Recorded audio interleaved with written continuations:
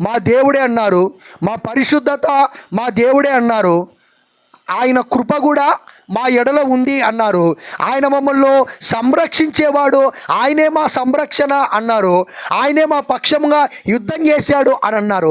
ఇంతవరకు వాళ్ళు ఏం మాట్లాడారంటే మేము పొందిన ప్రతిదీ ఆయన వలనే పొందాము. కాబట్టి ఇశ్రాయేళ్ల బలం ఎక్కడంటే యెహోవాయే, ఇశ్రాయేళ్ల ధైర్యం ఎక్కడ, యెహోవాయే, ఇశ్రాయేళ్ల పరిశుద్ధత ఎక్కడ, యెహోవాయే, ఇశ్రాయేళ్ల రక్షణ ఎక్కడ, యెహోవాయే అని 15వ అధ్యాయములో ఆయనే అని అన్నవాళ్ళు, అర్థమవుతుందా?